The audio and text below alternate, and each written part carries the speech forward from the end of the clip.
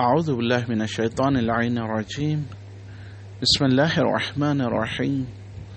وبہ نستعین وہو خیر ناصر ومعین۔ سلسلہ دروس معارف اہل بیت علیہم الصلاۃ والسلام میں فضائل زیارت امام حسین علیہ الصلاۃ والسلام پر یہ آج 11واں درس ہے۔ آج اس درس میں 4 روایات پیش کرنی ہے۔ پہلی روایت امام محمد باقر علیہ الصلاۃ والسلام سے ہے، جس کا تذکرہ کتاب مستدرک الوسائل کی جلد نمبر 10 کے صفحہ نمبر 322 پر ہے کہ آپ ارشاد فرماتے ہیں، اللہ تعالی نے کعبے کی زمین خلق کرنے سے 24,000 سال قبل سرزمین کربلا کو خلق کیا اور اسے مقدس و مبارک قرار دیا۔ لہذا خلق خدا میں سب سے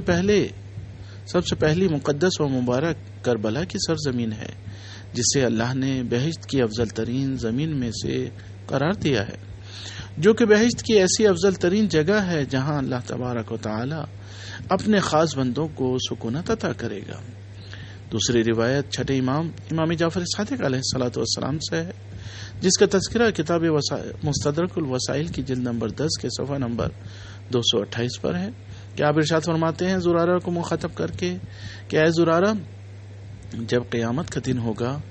تو امام حسین علیہ الصلوۃ والسلام سایہ الہی میں بیٹھ کر اپنے زواروں وشیوں کو جمع کریں گے تاکہ انہیں مقام ملے، انہیں لوگ دیکھیں اور ان کے چہرے چمک رہے ہوں گے اور خوش ہوں گے ایسے امر الہی سے جس کی توصیف سوائے اللہ کے کوئی نہیں کر سکتا۔ بس حور العین کے پیغام رساں افراد بہشت سے ان کے پاس آئیں گے اور ان سے کہیں گے کہ ہم تمہاری بہشتی ازواج کی جانب سے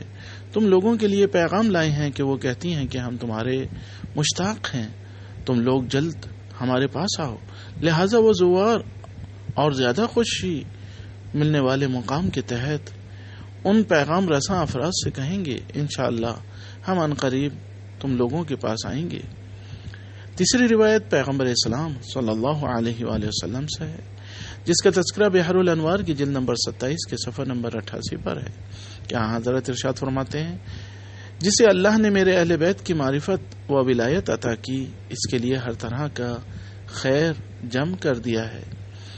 چوتھی اور آج کی آخری روایت یہ بھی امام محمد باقر علیہ الصلوۃ والسلام سے ہے، جس کا تذکرہ اصول کافی کی جلد نمبر 1 کے صفحہ نمبر 260 پر ہے کہ آپ نے ارشاد فرمایا، روز عاشور اللہ تعالی نے زمین و آسمان کی ہر چیز کو امام حسین علیہ الصلوۃ والسلام کی نصرت کے لیے قرار دیا تھا، پھر امام حسین کو اختیار دیا تھا کہ یا وہ نصرت یا ملاقات الہی کو اختیار کریں، تو حضرت نے ملاقات الہی کو اختیار کیا۔ وآخر دعوانا ان الحمد للہ رب العالمین۔